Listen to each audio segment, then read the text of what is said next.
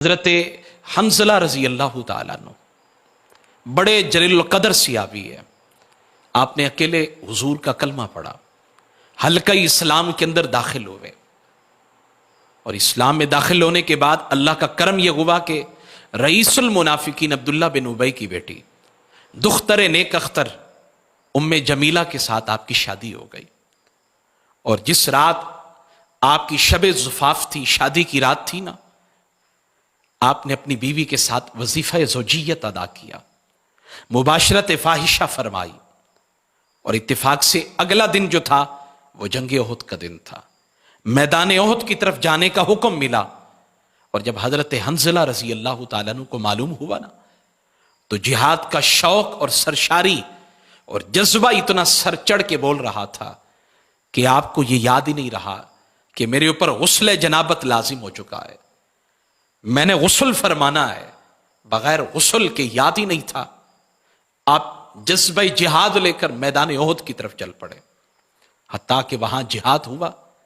اور جب یہ جہاد کا یہ خوبصورت معاملہ اپنے اختتام کو پہنچا تو اب شہداء کو الگ کیا گیا، زندہ لوگوں کی گنتی کی گئی، تو حضرت حنظلہ کا جسم مبارک نہیں ملا.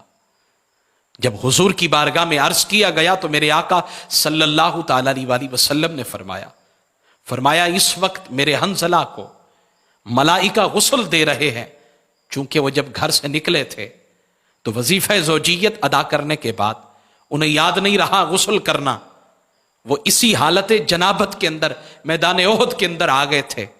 جذبہ جہاد اتنا تھا، میں دیکھ رہا ہوں کہ ملائکہ غسل دے رہے. اور پھر شہداء کے درمیان حضرت حنظلہ رضی اللہ تعالیٰ عنہ کا جسم مبارک مل گیا، اور جب صحابہ کرام نے دیکھا تو ان کے بدن سے پانی کے قطرے ٹپک رہے تھے.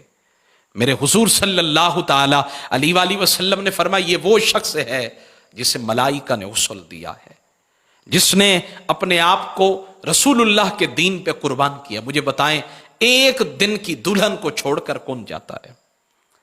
اپنی نئی نویلی دلہن کو چھوڑ کر اعلاء کلمت اللہ کے لیے میدان جنگ میں کون جاتا ہے؟ یہ حضور کی تربیت کا عالم تھا کہ حضرت حنظلہ رضی اللہ تعالیٰ عنہ نے حالت جنابت کے اندر یاد نہیں تھا، جذبہ جہاد اتنا تھا کہ میدان جنگ کے اندر چلے گئے، اور پھر اسی حالت میں شہید ہوئے. اس لیے آپ کو ملائکہ نے غسل دیا، اور آپ کو کہا جاتا ہے آپ کے لیے کہ آپ جو ہے نا وہ شخصیت ہیں جنہیں شہادت کے بعد ملائکہ نے غسل دیا.